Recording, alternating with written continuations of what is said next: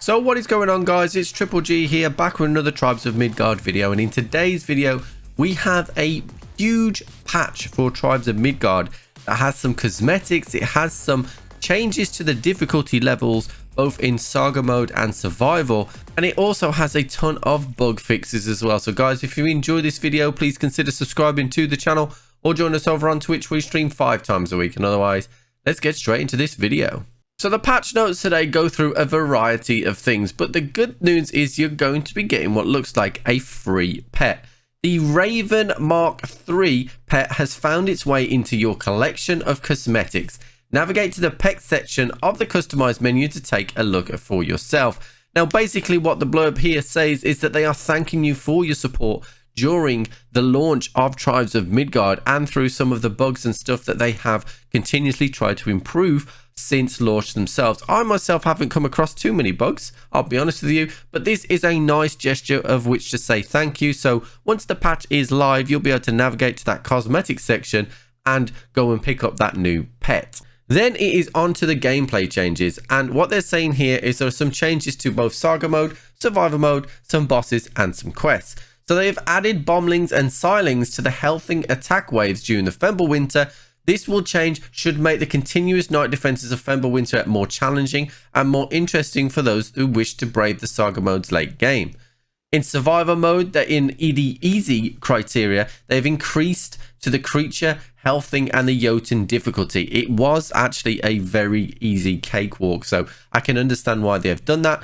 In medium and hard, moderate increase to creature, healthing and Jotun difficulty, a slight increase to Jotun HP, armor and attack multiplier as they level up.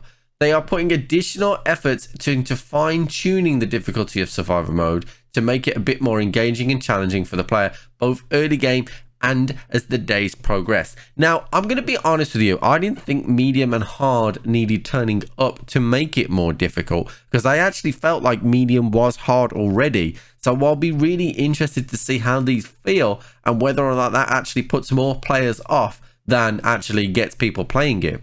Then for the bosses, they've decreased the amount of souls granted for defeating Fenrir by 30%. Now, I don't see this as a bit of a problem at all, because when you kill Fenrir, 9 times out of 10, you're going to jump out anyway. So it doesn't matter to me how many souls that you get from Fenrir. They've decreased the amount of souls granted for defeating Jotun by 6% overall. That will be interesting. The souls economy is integral to the game and will continue to fine-tune the yield from all sources for a more balanced experience. We felt the very high amount of souls awarded for beating Fenrir, for example, was supplying late game players a little too well as they prepared for the attrition of Fimbulwinter. Now this is really interesting. Like I said, Fenrir, that doesn't bother me, but for those that like to do the speedruns like I do, I'm really interested to see whether this 6% stops me from being able to speedrun the day 4s and the day 5s because I can't buy those hideout fragments now. Then changes to the quests. They've adjusted the rewards, increased the number of them granted for completing quests. Souls awarded for complete quests are now adjusted based on the labeled difficulty of the quest, with hard awarding the most and the easy awarding the least.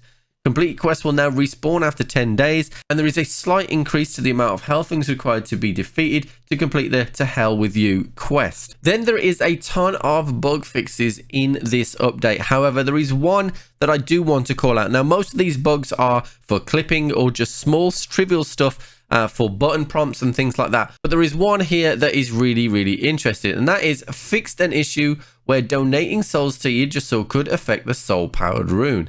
Now, it doesn't say which way this was affected, now whether players were getting a benefit or actually they were being hampered by this bug. So I'm really interested to see exactly what this does, because it could be that while soul powered was very powerful, it actually wasn't as powerful as it's supposed to be. So it'd be really interesting. Guys, there is a ton of things in here for this one, so I'm going to leave it on the screen for a few seconds, or you can get a link in the description below for the full patch notes. But as you can see, they are going above and beyond again, giving us another free cosmetic, as well as making some changes to the balance to make sure that everybody enjoys all modes of their game. Guys, if you've enjoyed this video, please consider subscribing to the channel or join us over on Twitch. We stream 5 times a week, and otherwise I'll catch you on the flip.